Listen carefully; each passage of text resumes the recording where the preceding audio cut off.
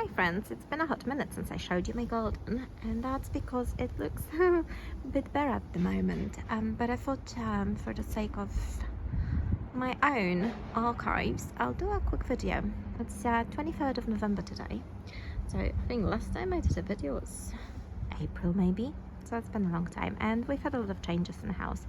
First, you might notice that this whole side of the fence is new brand new. We've just finished those works a little while ago. You might remember that I took up the raised beds from where my lawn now is, simply for the fact that I wanted more space for my daughter to play, and I am in a process of changing this whole area to be mostly grass. But I'll take you through my plan now, and I'll show you what I've been growing in my Greenstalk as well. Oh, let's get up and let me show you around. I typically start on my patio just behind me. Let me turn here, and well, there's not much going on because it is November, late November, and it's too cold for everything. This door needs a fix, doesn't it? As far as this bed goes, again, most of my plants, sorry it's very windy, most of my plants have now gone to sleep, but we still have a little bit of oregano and a little bit of mint dotting around, and a randomly surviving rose next to some trash that the workers have left, and another one that's been through, well, hell and back, sorry. Then we have a tiny bit of parsnip, a random onion, and not too bad of a heather. That's yeah, that one is holding up really nicely. It's a winter heather. The other one got trampled on. The one just over here got trampled on terribly. A couple of nasturtiums are still surviving even though we had hard frost. On this side, there's absolutely nothing much going on in the border, and that border will be gone by next spring. I'll only have a little bit of mulching around the bigger plants. If anyone fancies this agapanthus, let me know and you can have it. Then on this side, that lavender just over here will be moving relatively soon. This bush will stay. I'm still debating whether I should keep this human. It's pretty, but this will be mostly grassy. My cherry tree has moved. It is now residing here, and I'm hoping it grows a little bit taller over the next couple of years. And then over here, everything got trampled by the builders when they were fixing the fence, which is absolutely fine. There should only be one thing really coming back here, and that's heather, which is just over there. And then over here, my palm tree, my not really a tree, my palm survived beautifully. And this rose, it's not now going into winter and losing some, but it's been growing really nicely. I had to trim it a couple of times because I was literally going over the fence. And then if we move over here, a couple of things have moved. First, my massive rosemary bush just died on its own, really.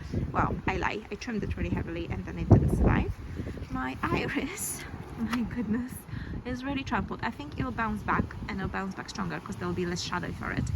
And iris love a bit of sun, at least this type. And then I have a blackcurrant bush which has moved, and a rose which has also moved from another spot. And I am debating moving another rose, my Dame Juicy Tinge, just over here. I think that will do it as well. And then over here there's absolutely nothing going on. So, oh, rhododendron and a very overfilled dalek. So as you can see, this garden is way more boring than it used to be, but for our family it's also quite a bit more functional. So I'll show you where I actually grow things now, because I just grow everything in here. And oh, the bumblebee is back. And as you can see, sorry, I'll show you this bumblebee first because it's beautiful for end of November. That's a nice bumblebee. I've seen a few of them come around to this garden, so I'll continue growing flowering perennials and multi-season plants, which is quite cool because they need help, all the help they can get. Anyway, so this is my Greenstalk, and as you can see, quite a lot of it is dead at the moment, but we still have one nasturtium which somehow survived, a few marigolds that are doing okay, and there's actually aubergine and some celery. And everything else is sort of dead. The strawberries are asleep, although I say that there should be one that was doing quite well on this side. Let me see if I can find it for you. There we are. Not like you can see it well with the sun, but yeah, there's a nice strawberry, and then there's a little bit marigold that grew from seed. I will say, let me get off here, I will say this planter has been surprisingly productive. I've had aubergines, I've had peppers and chilies from it.